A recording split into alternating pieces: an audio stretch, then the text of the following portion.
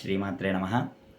మరి శ్రావణం శుభప్రదం అనే అంశంలో చాలామందికి శ్రావణ మాసంలో ఉన్న ధర్మ సందేహాల నివృత్తి చేయడం కోసం చెప్తున్నానండి. అయితే శ్రావణ మాసం మొదలైంది. మహిళామణులందరూ కూడా ఆ వరలక్ష్మీదేవిని ఆవాహన చేసుకొని అమ్మను పూజిస్తున్నారు. అయితే చాలా సంతోషం. మరి ఈ సంవత్సర కాలంలో శ్రావణ మాసం 4 వారాలు రావడం అనేది జరిగింది. అయితే మన వరలక్ష్మి పూజ చేసుకునేవాళ్ళు చక్కగా పౌర్ణమికి ముందు కుదిరితే చాలా వరకు చారుమతి కథ అనుసరించి చేస్తారు కాబట్టి పౌర్ణమికి ముందు వచ్చు శుక్రవారాలు మీరు ఈ వరలక్ష్మి వ్రతాన్ని ఆచరించుకోవాలి. లేని పక్షంలో మరి శాస్త్రానుసారంగా ఉంది కాబట్టి శ్రావణ మాసం 4 వారాలు కూడా మనం చేసుకోవచ్చు. దోషమేమీ లేదు. కుదిరిన వారు పౌర్ణమి ముందు చేసుకోవచ్చు, కుదరని వారు తర్వాత చేసుకోవచ్చు. ఇంకా ముఖ్యంగా చెప్పడానికి వరలక్ష్మి వ్రతంతో పాటుగా మరి శ్రావణ మాసంలో విశేషమైనది ఏంటంటేనండి మంగళగౌరి వ్రతం. మరి ఈ మంగళగౌరి వ్రతం ఎన్ని మంగళవారాలు వస్తాయి, అన్ని మంగళవారాలు కూడా ఆచరించడం అనేది జరుగుతుంది. అయితే ఇక్కడ గొప్పగా విశేషం ఏంటంటేనండి కొత్తగా పెళ్ళైన దంపతులు ఆ భార్య ఏంటంటే ఈ మంగళగౌరి వ్రతాన్ని ఆచరించడం అనేది జరుగుతుంది. వరుసగా 5 సంవత్సరాలు చేస్తారు మంగళగౌరి వ్రతాన్ని. 5వ సంవత్సరం ఉద్యాపన చెప్పడం అనేది జరుగుతుంది. మరి యథాశక్తిగా పూజించుకునే వాళ్ళు చక్కగా పసుపుతో మంగళగౌరిని చేసుకొని పూజ కూడా చేసుకోవచ్చు. ఇక్కడ ప్రత్యేకత ఏంటంటే మనం మంగళగౌరీదేవిని పసుపుతో చేసిన గౌరీదేవిని 4 వారాలకు ఆ గౌరీదేవినే ఉపయోగించుకోవాలన్నమాట. అంటే ఒక వారం చేసిన గౌరీదేవి మళ్ళీ నిమజ్జనం చేసి మళ్ళీ కొత్తగా గౌరీని చేయడం కాదండి. మీరు మొదటి మంగళవారం చేసిన గౌరీదేవినే 4 మంగళవారాలు యథాశక్తిగా పూజించి గణపతి నవరాత్రులు కూడా అయిన తర్వాత మీ ఇంట్లో గణపతి పూజ చేసుకున్న తర్వాత గణపతిని అదేవిధంగా ఈ గౌరీదేవిని ఇద్దరిని కూడా కలపడం అనేది నిమజ్జనం అనేది చెయ్యాలి. ఇది చాలా విశేషమైనది. గౌరీ పూజ చేయడం వల్ల విశేషమైన సత్ఫలితాలు అనేవి వస్తాయి. ఇంకా శ్రావణంలో చెప్పుకోదగినవి నాగపంచమి. ఈ నాగపంచమి కూడా చాలా విశేషమైనది. మనకు రేపు శుక్రవారం నాడు వస్తుంది. చాలా అంటే చాలా విశేషమైన నాగపంచమి నాడు కూడా నాగదేవత ఆరాధన, ముఖ్యంగా పుట్టలు వాల్మీకాన్ని దర్శించడం, వాల్మీకంలో పాలను సమర్పించడం అనేది విశేషమైన ఫలితాలను దోషాలను కూడా నివృత్తి చేయడానికి ఆస్కారం అయితే ఉంది.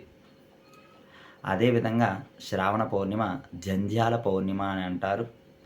ఈ పౌర్ణమికి చాలా విశేషమైతే ఉంది. అయితే ఇది 19వ తారీఖు రావడం జరిగింది. పౌర్ణమి కూడా చాలా అంటే చాలా విశేషం. ఈరోజు అమ్మను పూజించిన వారికి ఎనలేని ఆయురారోగ్య భోగభాగ్యాలు కలుగుతాయన్నమాట. ఇంకా చూసినట్లయితే శ్రావణ మాసంలో ప్రతి ఒక్క రోజు కూడా చాలా అంటే చాలా ప్రత్యేకమైందనే చెప్పుకోవచ్చండి.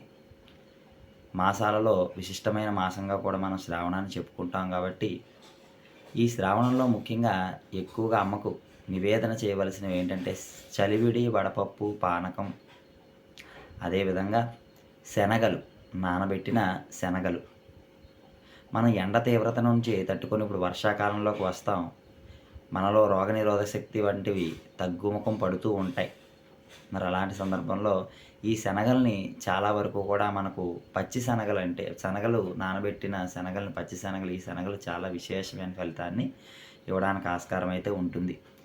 ఏ శాస్త్రం కానివ్వండి, ఏ పూజ కానివ్వండి, ఏ పరమార్థం కానివ్వండి, ఏదేమైనప్పటికీ కూడా మనలో చేయాలనే తపన ఉండాలి. అదేవిధంగా మన ఆరోగ్య స్థితిని పరిశీలించి మన ఆరోగ్య విధానాన్ని అనుసరించే పూజా పరమార్థాలు ఉంటాయి. ప్రతి ఒక్కరూ గమనించుకోవాలి.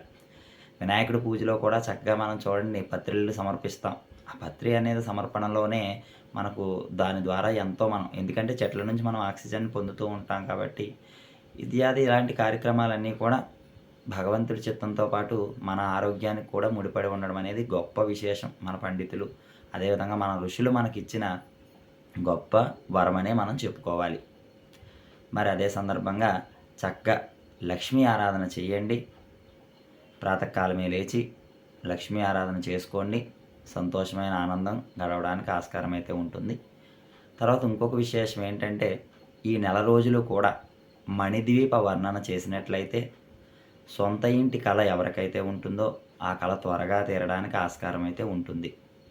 దీనికి నియమ నిబంధన అంటే ఏముందండి, చక్కగా ఉదయం సాయంకాలం కానీ ఉదయం కానీ చక్కగా శుచిగా స్నానం చేసి దే దేవుడి దగ్గర చక్కగా ఒక దీపారాధన చేసుకొని చక్కగా మణిదీప వర్ణన చదువుకోవడం చాలా ఉత్తమం.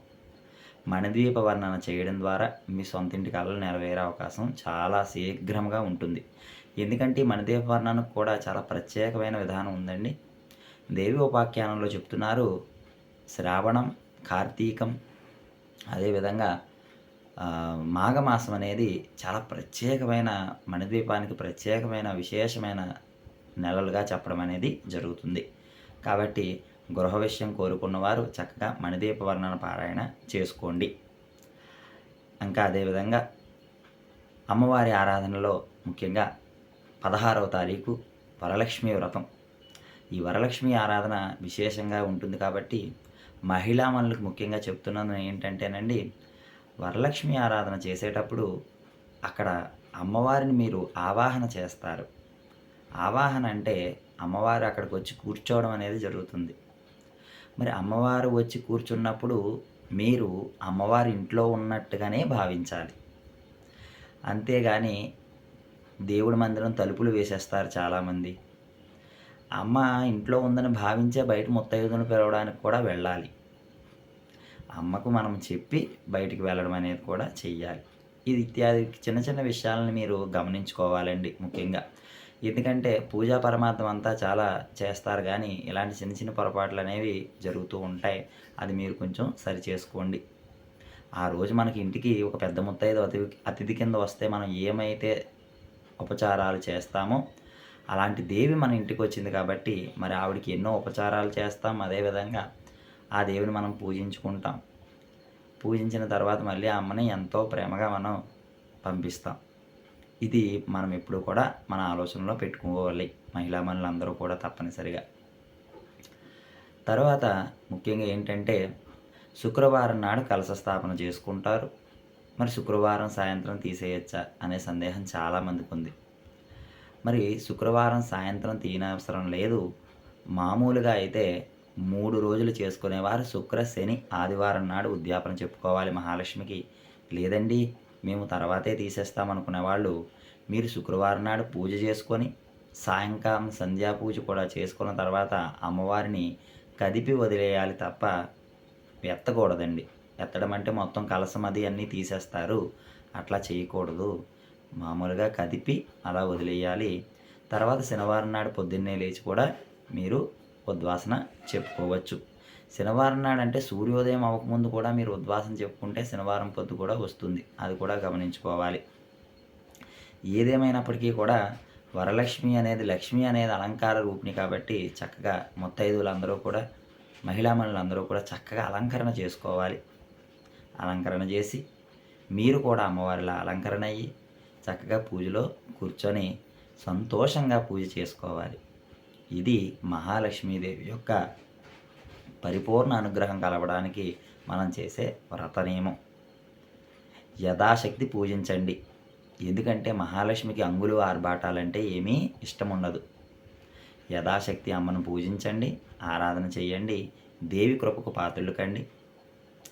మరి అదేవిధంగా అమ్మవారి యొక్క చిత్రపట విషయంలో కూడా చాలామందికి సందేహాలు ఉన్నాయి.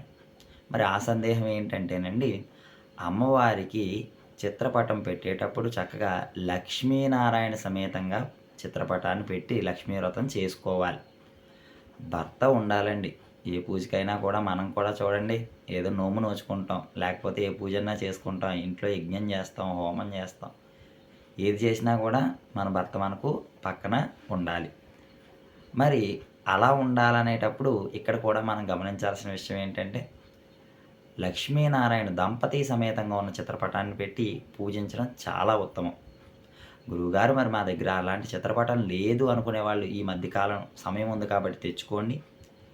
లేని ఎడల చక్కగా గణపతితో కూడిన లక్ష్మిని కానీ ఏదైనా వేరే దేవతతో కూడిన లక్ష్మిని పెట్టి పూజ చేయడం చాలా ఉత్తమం.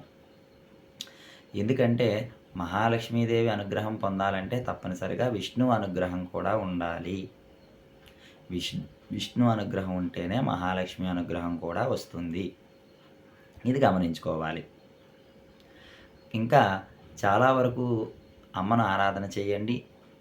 ఈ నెల రోజులు కూడా అమ్మ విశేషమైన ఫలితాలను ఇవ్వడం అనేది జరుగుతుంది. ఎక్కువగా ఆవునేతితో దీపాన్ని వెలిగించండి అమ్మకి. ఆవునేతి దీపం అమ్మకి చాలా ప్రీతిపాత్రమైంది. శ్రావణ మంగళవారాలు కూడా అమ్మను ఆరాధన చేయండి మంగళగౌరి రూపంలో. ముత్తైదువులందరూ కూడా మంగళగౌరి రూపంలో అమ్మను ఆరాధన చేయండి.